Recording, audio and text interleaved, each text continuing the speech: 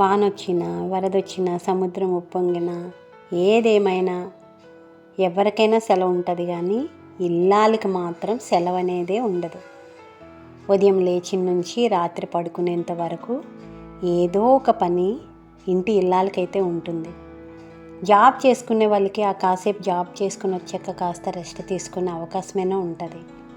చదువుకునే పిల్లలకి చదువుకోవడానికి వెళ్ళేటప్పుడు చదువు నుంచి వచ్చిన తర్వాత కాసేపు రెస్ట్ తీసుకోవడానికి ఉంటుంది. ఇంకా ఉద్యోగం చేసే వాళ్ళకైతే అట్లీస్ట్ సండే అయినా సెలవు ఉంటుంది. కొంతమందికి సాటర్డే సండే కూడా సెలవు ఉంటుంది. కానీ ఇల్లాలనే వాళ్ళకి మాత్రం ఎప్పుడూ సెలవు ఉండదు. హెల్త్ బాగున్నా బాగాలేకపోయినా మన పనులు అయితే మనం చేయాల్సిందే. మనకంటూ రెస్ట్ ఉండదు. కానీ తప్పదు కదా, మన పిల్లల కోసం, హస్బెండ్ కోసమే కదా. సో మన పనులు మనం చేయాలంటే ఎర్లీగా లేవాల్సిందే. మార్నింగ్ లేచిన వెంటనే నేను ప్రార్థన అయిపోయిన తర్వాత బైబిల్ కాసేపు చదువుకున్నాక ఇంకా పనులు అయితే మొదలు పెడతాను. ఫస్ట్ అయితే తోమిన గిన్నెలన్నీ సర్దేసుకుంటాను. తర్వాత అయితే కొన్నిసార్లు ఏంటంటే ఇడ్లీ బ్యాటర్ ఏదైనా ఈవినింగ్ టైంలో ప్రిపేర్ చేసుకుంటాను. కొన్నిసార్లు నాకు టైం ఉండదు, పిల్లలు చదివించడం అన్నీ అయ్యేటప్పుడు లేట్ అయిపోతుంది. అలాంటప్పుడు ఏంటంటే మార్నింగ్ టైంలో కంపల్సరీగా టిఫిన్ ఉండాలి.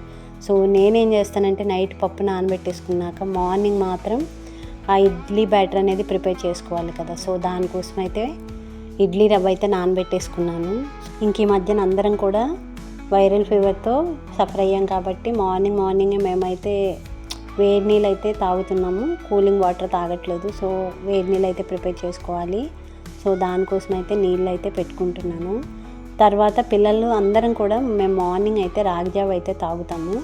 సో రాగి జావ అయితే ప్రిపేర్ చేసుకుంటాం. ఫస్ట్ అయితే రాగి జావ అయితే ప్రిపేర్ చేసేస్తాను. ఎందుకంటే మార్నింగ్ పిల్లలు లేచిన వెంటనే వాళ్ళు రెడీ అయిపోయిన వెంటనే వాళ్ళకైతే రాగి జావ ఇస్తాను. ఇంకా రాగి అంబల కోసం అయితే వాటర్ అయితే పెట్టేసుకున్నాను స్టవ్ పైన.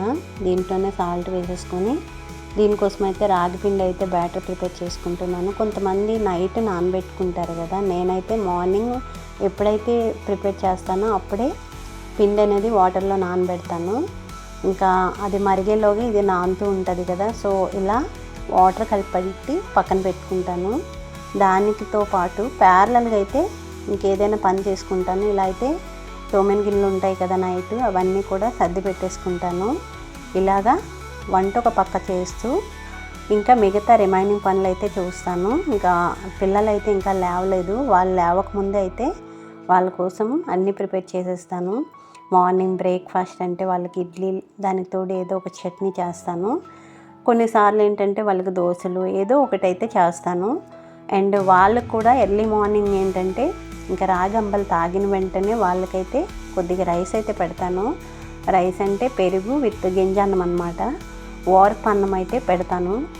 ఓర్చుకున్న అన్నంకి గింజ ఉంటుంది కదా, రైస్ మెత్తగా కలిపేసి దాంట్లోనే పెరుగు, గంజి, పోమోగ్రనేట్ అయితే వేస్తాను. ఇంకా మార్నింగే నాకు మా హస్బెండ్కి అయితే ఎర్లీ మార్నింగ్ హాట్ వాటర్లో లెమన్ వాటర్ అయితే తాగడం అలవాటు. సో ఇలా అయితే లెమన్ విత్ హనీ హాట్ వాటర్లో కలిపేస్తాను.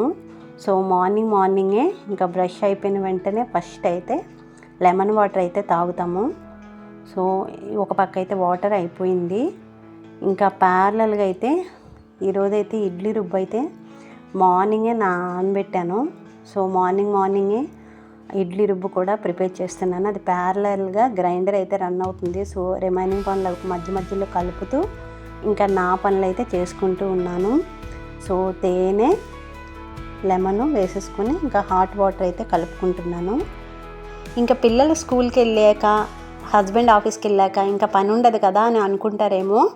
పిల్లలు స్కూల్కి వెళ్ళక ముందు ఎంత పని ఉంటుందో స్కూల్కి వెళ్ళిపోయిన తర్వాత కూడా అంతే పని ఉంటుంది నాకైతే. ఎందుకంటే పిల్లలు స్కూల్కి వెళ్ళక ముందు వరకు వాళ్ళకి ఫుడ్ ప్రిపేర్ చేయాలి, తర్వాత వాళ్ళని రెడీ చేయాలి, వాళ్ళకి బ్రేక్ఫాస్ట్ పెట్టాలి, వాళ్ళని పంపించాలి. తర్వాత ఏం పని ఉంటుంది అని అనుకోగలరు, కానీ చాలా తర్వాత పని ఉంటుంది. ఎందుకంటే మార్నింగ్ బ్రేక్ఫాస్ట్ ఇవన్నీ ప్రిపేర్ చేసినప్పుడు వారికి తినిపించిన ఫుడ్ గిన్నెలు అన్నీ ఉంటాయి కదా, అవన్నీ తోముకోవాలి. నాకైతే దొరికిన సమయము ఒక 5 minutes ఇలా కూర్చొని లెమన్ వాటర్ తాగిన అంతసేపే ఉంటుంది. ఆ తర్వాత అయితే ఇంకా పరుగు పెడుతూనే పని చేసుకోవాలి. ఎందుకంటే ఇన్ టైంలో వాళ్ళకి బ్రేక్ఫాస్ట్ ప్రిపేర్ చేయాలి. ఇంకా మా హస్బెండ్కి ఇన్ టైంలోనే క్యారేజ్ ఇవ్వాలి, ఎందుకంటే తనకు ఆఫీస్ టైం అయిపోతుంది. సో అవన్నీ ప్రిపేర్ చేసుకోవాలి. తర్వాత వాళ్ళు వెళ్ళిన తర్వాత రిలాక్స్డ్గా ఒక 5-10 minutes ఇంకా నేను బ్రేక్ఫాస్ట్ చేస్తాను. తర్వాత అయితే ఇంకా బట్టలు ఉంటాయి కదా, ఉతుక్కోవడము, ఆరబెట్టుకోవడం, తర్వాత మార్నింగ్ వండిన గిన్నెలన్నీ ఉంటాయి కదా, అవన్నీ కూడా తోముకోవడం, తర్వాత ఇల్లు ఊడవడం, ఇవన్నీ ఉంటాయి. నేను వంట చేస్తున్న ప్యారలల్గా ఇల్లు ఊడవడం, క్లీన్ చేసుకోవడం, ఇంకా పిల్లల బుక్స్ సర్దడం, ఇవన్నీ చేస్తాను. సో హౌస్ వైఫ్ అనేది టాస్క్ అనేది చాలా డిఫికల్టే. ఎందుకంటే నేను జాబ్ చేసేటప్పుడు జాబ్కి వెళ్ళిపోయేదాన్ని, వచ్చాక ఏదో ఒకటి వండుకొని తినడం. బట్ ఇప్పుడు ఏంటంటే జాబ్ మానేశాక ఏ పని లేదు అనుకుంటూనే ఎన్ని పనులు ఉంటాయంటే డే మొత్తం మార్నింగ్ నుంచి ఈవినింగ్ వరకు నాకు ఏదో ఒక పని ఉంటూనే ఉంటుంది. సో ఇప్పుడైతే ఇడ్లీ బ్యాటర్ అయితే ఇలా ఎత్తేసుకుంటున్నాను. సో కొన్నిసార్లు ఏంటంటే నేను 3-4 డేస్కి తగ్గట్టు వేసేసుకుంటాను. ఇప్పుడు పిల్లలకి స్నాక్స్ కోసమని వాళ్ళకి ఏదో ఒక స్నాక్ పెట్టాలి కదా, మార్నింగ్ స్నాక్స్ అండ్ వాళ్ళకి కర్రీ కూడా ప్రిపేర్ చేయాలి. ఇంకా ప్యారలల్గా అయితే నా పనులు అయితే ఇలా రన్ అవుతూనే ఉంటాయి. ఇది కాస్త అయిపోయి తీసిన వీడియో, ఫుల్ వీడియో అయితే కాదు. ఇంకా నేను కొన్ని చూపించాను. ఇంకా చూపించాలంటే చాలా పనులు ఉంటాయి.